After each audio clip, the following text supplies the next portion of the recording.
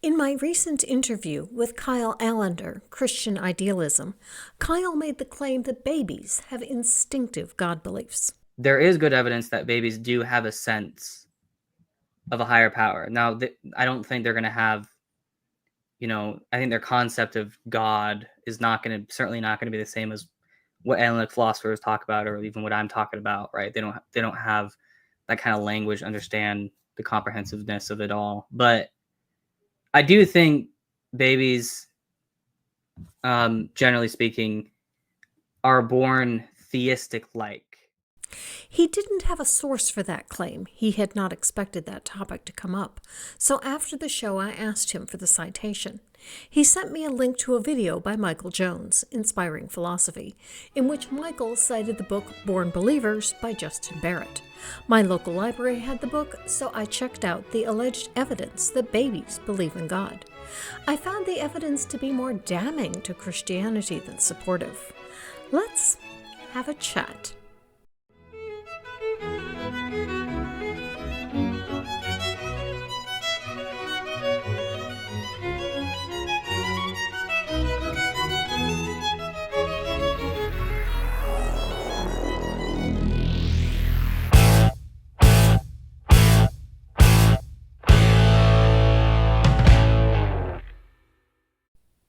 Hello and welcome. Thank you so much for joining me, and especially to my patrons and channel members. The first thing that struck me as curious about Michael Jones' video is he cites Barrett. He pronounces it Barrett. However, Dr. Barrett pronounces it Barrett. Hi, I'm Justin Barrett. Without going into any detail about any of the studies that allegedly support the conclusion. So religious beliefs are intuitive in all humans and completely natural to accept as true, and this is backed by a wealth of research. Banerjee and Bloom concluded our cognitive biases make us prone and receptive to religious ideas.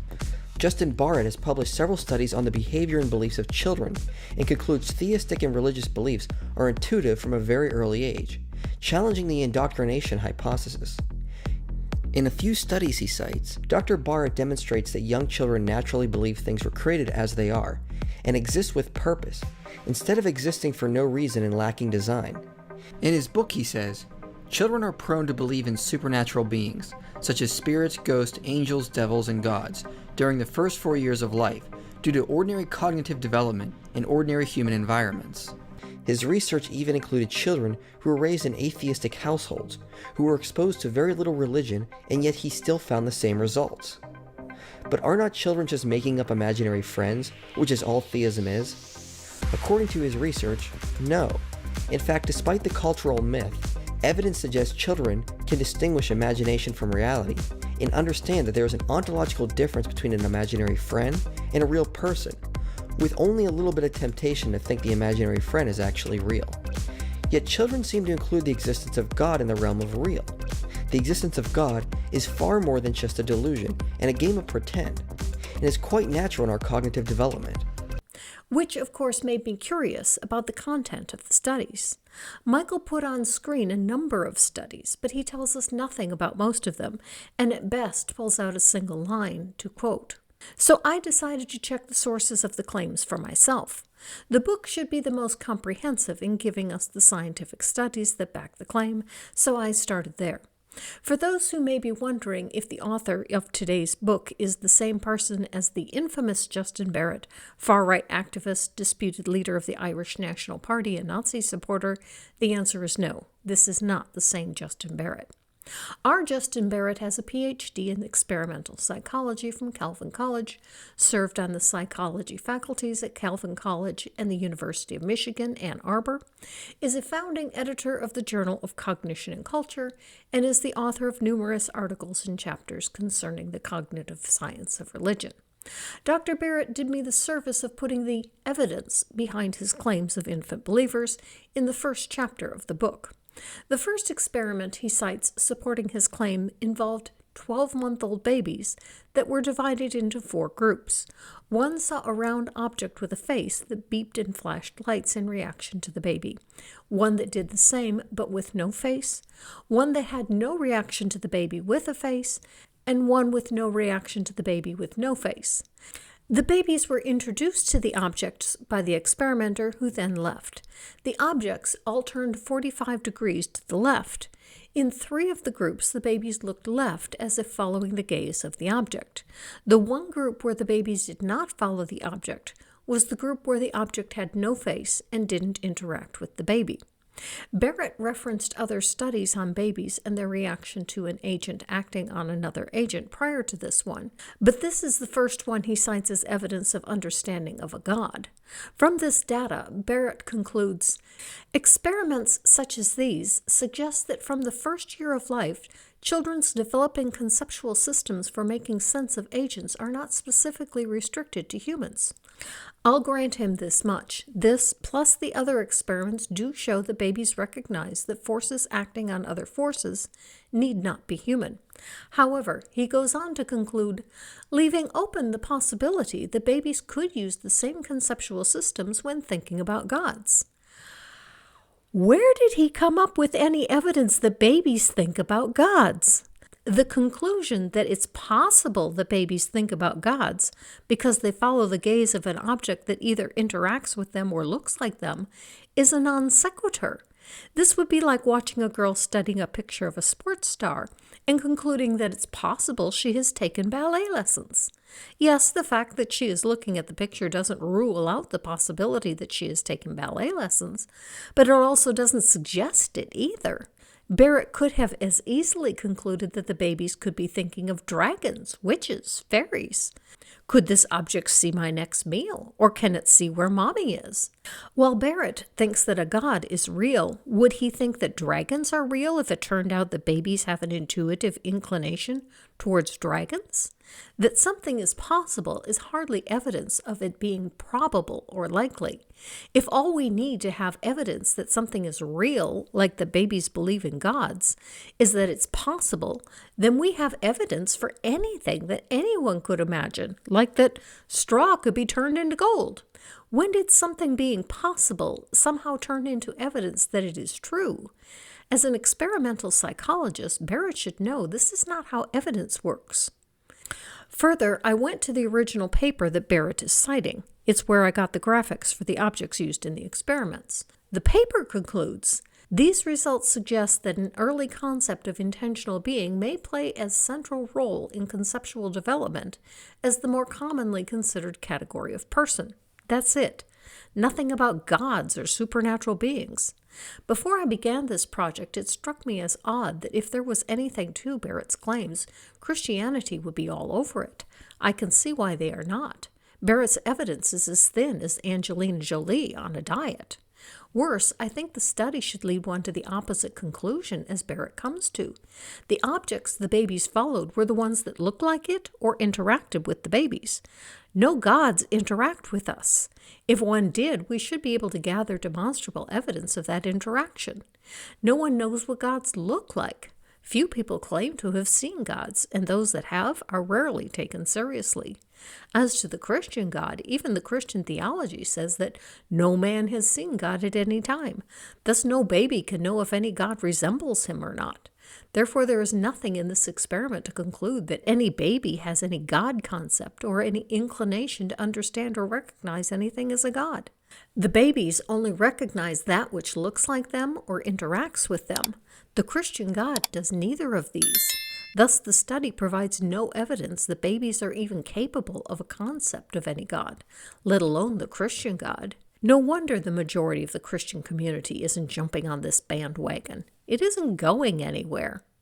Barrett then goes on to argue that since babies cry for their parents that are currently not visible, knowing the parents will respond to their cries, he then leaps from his prior claim that it is possible for babies to have God concepts to the conclusion that babies could then think about these gods as acting even though they can't see them. There is a fatal flaw in this reasoning. The baby has seen his parents and know they exist. The baby knows from experience that parents respond to their cries. Babies cry instinctively when they are hungry or have other needs. They learn at a very young age, just a few weeks to few months after birth, that their parents respond to their cries. At between 4 to 7 months, babies learn object permanence. They learn that an object continues to exist even if they cannot see it. Thus, by 4 to 7 months, they are capable of understanding that their cries can bring unseen parents to address their needs. What hasn't been demonstrated is that a baby can have a concept of something it has never seen, that a baby could attribute properties to an agent it has never encountered, that a child can naturally develop the ability to think about an unseen agent that the child has never encountered. Thus, it's unsurprising that Barrett's conclusion is, by his own admission, speculative. Maybe babies, too, can reason that other sorts of changes in the world are the result of what agents are doing outside of babies' direct observation. In the next 2 chapters, I present research that bears on this speculation. Barrett then goes on to discuss imaginary friends. Barrett says that upwards of 40% of children have at least one. He describes an experiment on children with imaginary friends that found that 3 to 5-year-olds often attribute super knowledge to their invisible friends, reasoning about them as they did about God in the experiments. These findings can be interpreted as showing that children spontaneously create their own invisible superhuman agents or gods. I find this the most damning evidence against the existence of actual gods. That children naturally attribute superpowers to their imaginary friends is good evidence that humans have a natural proclivity to attribute superpowers to unseen beings that they made up. In other words, making up gods comes naturally to humans. I don't see the imaginary friends of the 3 to 5-year-olds as having any bearing on the beliefs of infants. I do agree with Barrett that the imaginary friend is likely a next step in the reasoning process that the infant has about unseen agents. But just because this develops later, building on the foundation laid by the understanding of unseen agents, doesn't mean the infant has any concept of this later developing step.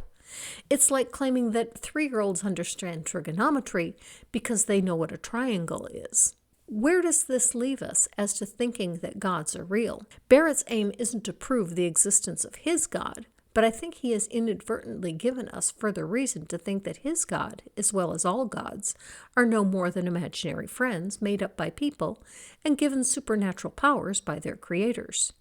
Barrett spends most of the rest of the chapter on the human proclivity to find agency, even when there is none. No argument to this point. In Chapter 2, Barrett says, even more than having the ability to understand agents, children have a tendency to identify objects as agents and see events as caused by agents, with little provocation. This tendency to easily find agents, sometimes without large amounts of evidence, persists into adulthood and makes the discovery of gods not only possible, but likely. And again, I find this to be damning of, not supporting for, the idea that gods are real. That humans naturally look for agency and need little, if any, evidence to support their conclusion of agency makes the agent being real less likely, not more likely. That this proclivity persists into adulthood makes it all the more understandable why adults believe in non-existent gods. Thank you, Dr. Barrett, for explaining why adults persist in believing in the unreasonable.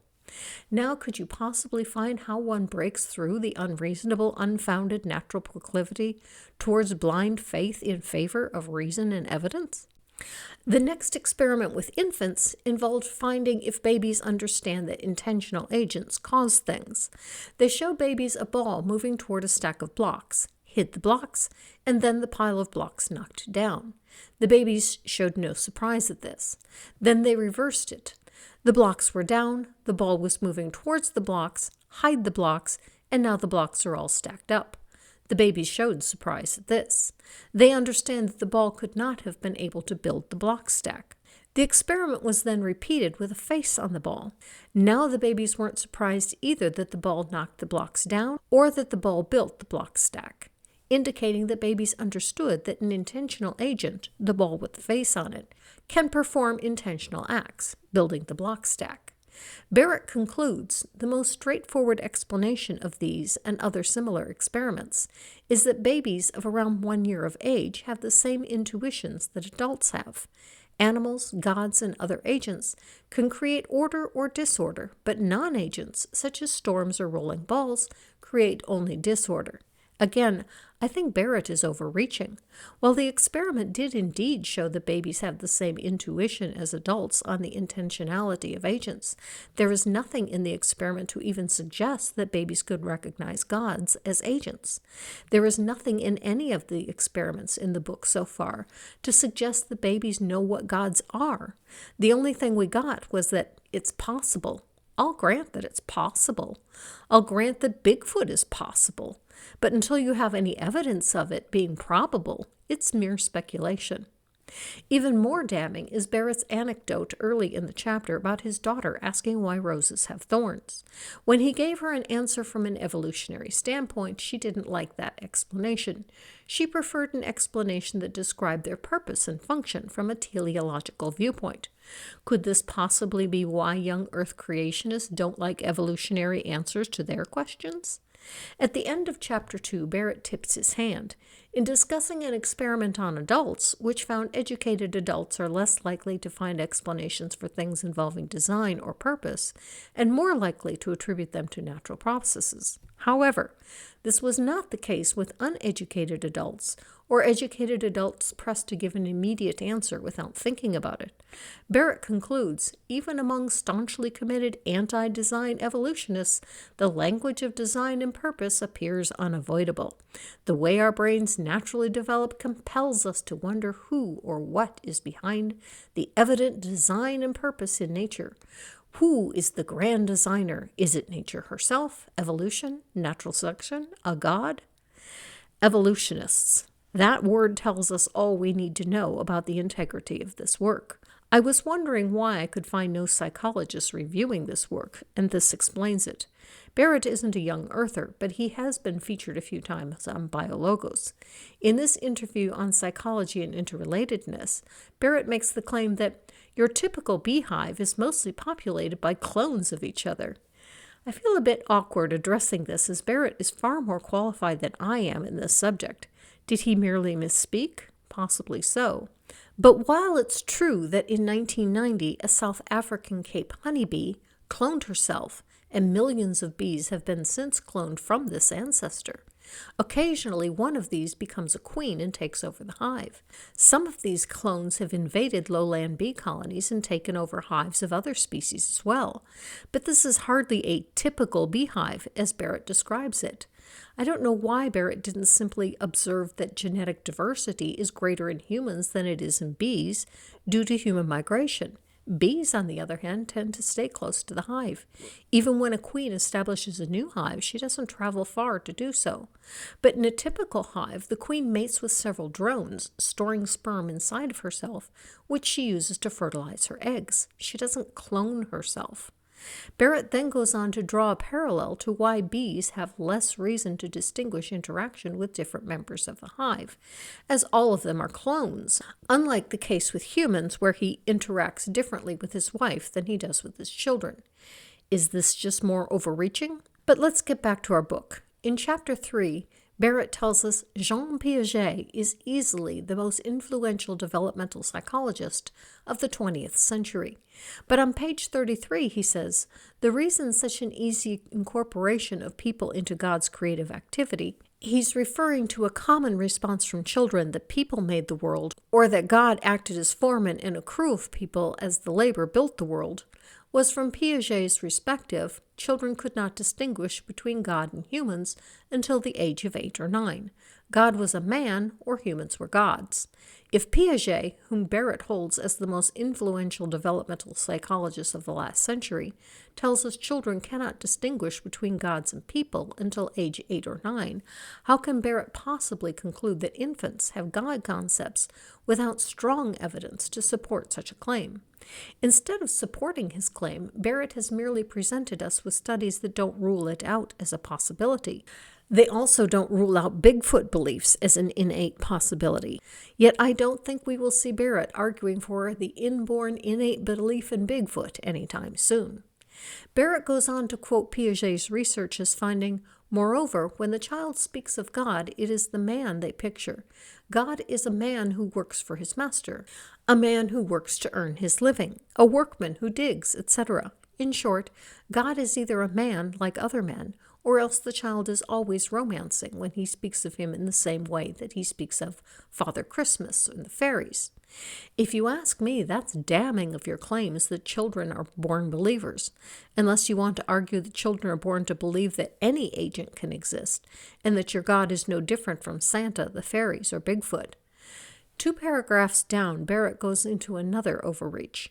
Based on Piaget's work in the early 20th century, then, children regard the natural world as the product of human creative activity. Humans, perhaps including a special bloke named God, went about making lakes, mountains, the moon, sun, planets, and a sky a long time ago, just as they build houses, levees, dams, and bridges today. Sure. And perhaps Bigfoot had a hand in it as well. Barrett is going to need Bigfoot to help out with the heavy lifting that word perhaps is being called on to do. I don't see how this book could be of any value to anyone other than to reassure the convinced, which does seem to be the aim of Barrett's work, to assure the believer that science and belief can work together. Sure, as long as you don't expect the science to support your claims that you're making, then they go together just fine.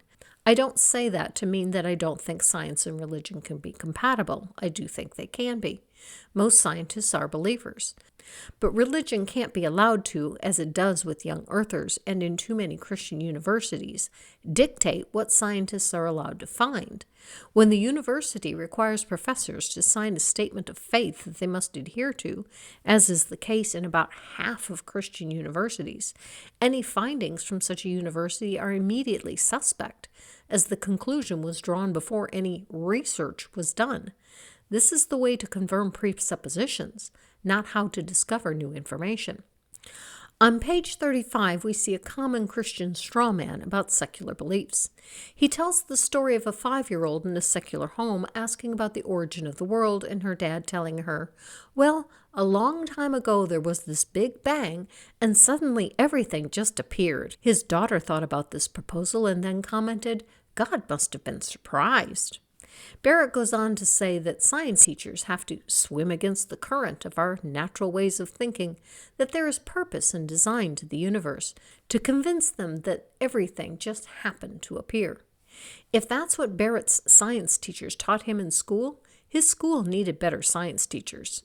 Or is this just Barrett's way of trying to make naturalistic views of the world appear silly by mischaracterizing them for his audience? Barrett goes on to say that teaching evolution is so counterintuitive to children that in 2009 a conference of the Cognitive Developmental Society had a session on how to effectively teach evolution. The order of operations in math is also counterintuitive. Just because something is counterintuitive doesn't mean it isn't true. Teaching evolution or Big Bang cosmology need not be difficult. You make it difficult when you present it as a caricature of the universe suddenly popping into being out of nothing. If instead you describe the process of evolution as it is, gradual change in allele frequency over time, there is nothing counterintuitive about it. In fact, Jonathan Tweet has done it for you in writing a children's book on evolution for ages 2 to 5. Here it is, Grandmother Fish. Maybe it wouldn't be so counterintuitive if the idea was introduced at a young age. I found this interesting in Dr. Barrett's video on why children are born believers. Because of the kinds of animals that we have in the ordinary kinds of human environments we grow up in, we've got a conceptual space that's kind of God-shaped. And I'll use God very broadly here, and then I'll explain a little bit more what I mean. But we've got something like a God-shaped space in our minds waiting for that cultural input to fill that space. Dr. Barrett doesn't say you have a God-shaped hole in your heart, you have a God-shaped hole in your head. If that were true, we should be able to see this God-shaped hole by running an MRI on a person's brain. If the person is a believer, does the hole get filled? Suppose I fill the hole with secular ideas. Then what happens? Back to our book. Chapter 4's opening doesn't look any better. In this chapter, I consider children's developing understanding of mental properties and how this development might facilitate or even encourage children to learn about and understand gods with super knowledge. Sounds like we have more speculation on how God ideas could possibly formulate. You know, I wonder, If they repeated the experiment on babies following intentional agents, but with dogs instead of babies as the test subjects, I wonder if the dogs would behave the same way that the babies did. And if they did, would that mean that dogs also believe in gods? In case you're wondering why this occurred to me here, it's because in Chapter 4 of the book, he relates the story of camping as a child and the family dog misinterpreting the children's screams in the water as being screams of danger. He concludes that just as humans get miscues from situations, so can a dog. So does the dog also have the same intuition of agency as humans do? I suspect so. I imagine the experiment could be run on dogs. But if the result were the same, I'm sure Dr. Barrett would have some explanation for it other than dogs believe in gods. At this point, I'm going to take some things a bit out of sequence, as I want to discuss a bit about Chapter 9, Is Atheism Unnatural?, and conclude in Chapter 5, where I think the most revealing part of the book is. Is atheism unnatural? Barrett says the scientific study of religion points to the naturalness of religious belief and particularly how well-tuned children are to believe in God. Is that because there's a God that has tuned these children in the womb to be so inclined towards him? Or is it because children have an instinctive inclination to find agency? Barrett, of course, would say the former, leading me to two questions. If your God is so capable of fine-tuning the unborn toward a belief in himself, why is he not able to fine-tune them against genetic defects or physical birth defects? If a God is more concerned about what a child thinks about the God than the God is about the health and well-being of the child, is this God worth thinking about, caring about, or knowing? If your God has no love for the child, demonstrated by this God's lack of concern for the child's well-being, why should the child have any love for this selfish God that puts his own need for being known above the child's welfare? Second, if this God is so concerned about being known, why does this God abandon humanity after birth, hiding his existence? Christians like Barrett claim that their God acts in this physical universe, yet he manages to hide his tracks so well as to leave behind no physical evidence of having done so. This God is allegedly capable of revealing himself through visions, giving verbal messages, and doing mighty miracles. Yet somehow he is incapable of reaching the vast majority of humanity with this message. Dr. Barrett would most likely disagree with me that most don't know this alleged God, pointing out that a mere 2% of humans are true atheists, like myself, that don't believe in any kind of higher power, ghosts, spirits, or any supernatural agent. I would grant him that. But if there is a real God, not just whatever humans come up with as ideas about gods, but a real God with real properties, as Barrett would attest there is, why is there no agreement as to who this God is and what these properties are? If there were a God that was so concerned about what humans think about it, to the point that it would fine-tune the unborn to have a natural proclivity of understanding that it exists, why then abandon that child after birth to try to figure out what that God is on its own? If the answer is that it's the journey that matters, not the conclusion, then what people believe about gods is of no importance to this God. It cares only that people accept that it exists. But if it is the conclusion that matters, if knowing a real God matters, why is your God such a dismal failure at communicating his message that so few truly understand it? If the problem is a lack of human understanding, why did your God make people so unable to understand what he wants to say? That would be like teaching a child to speak only English and expecting him to understand a book written in Mandarin. Such a God is nonsensical. Finally, I would like to conclude in Chapter 5, where Dr. Barrett tips his hand to the flaws of his work by revealing his personal biases getting in the way. On page 52, Barrett says, "When conducting experiments of the sort described in this and the previous chapter, my student and collaborator, Emma Burdett, witnessed many telling and often amusing exchanges between children and adults, including their parents. One event from Oxford, England, captured the born believer's thesis nicely. Before one session, a mother informed Burdett that her 5-year-old son was introduced to the concept of God at school, but she was an atheist and they never spoke of religious matters at home. She said that she was happy for her son to take part in the study, but had no idea what his responses would be given this scant exposure to the idea of God. During the session, this little boy responded, in a theologically correct manner to the questions about God, answering that God would not die, would know what was inside the cracker box, and the like. The comment about the cracker box is a reference to an experiment where the experimenter put rocks in a cracker box and asked a test subject child what was in the box, before the child could see inside. After the child responded that there were crackers inside, the experimenter showed the child that there were rocks inside. The experimenter then asked the child what other people who had not seen inside the box would think was inside the box. Very young children were unable to differentiate what they know from what another person would know, and thought everyone would think that there were rocks in the box. By around the age of 4 to 5, children could understand that other children that had not seen the rocks would think that there were crackers in the box. However, they thought that God and their parents would know that there were rocks. Children tend to think of their parents as having superpowers or godlike powers until about age 8. His mother sat flummoxed during the interview. Following completion of the tasks, she asked her son if he believed in God. His response, "Well, of course, Mom." Burdett asked his mother if she would participate in the study, as we needed some adults for comparison. The mom agreed, but explained that it was probably a waste of time because she would answer no to all the questions about God, because she was an atheist. True to her word, during the first task, this mother gave a no response for God. Her son, who was still in the room, rolled over on the floor, looked his mother in the face, and asked, "Mom, why are you saying no? The answer should be yes." He found his mother's obvious confusion a source of amusement throughout and kept laughing at her ridiculous answers. How could she get so wrong something that was so obvious to him? If Barrett was conducting scientific research, there should have been no right or wrong answers. The goal should be to find the response, not direct the response. By that, I'm not saying that the researchers were directing the test subjects or even influencing the test subjects in how to respond. However, if the researchers are approaching the study with the mindset that these are the right answers and these are the wrong answers, this could be picked up by the test subjects and affect the results. Worse, if the goal was to prove a predetermined conclusion, then the study was flawed from the outset.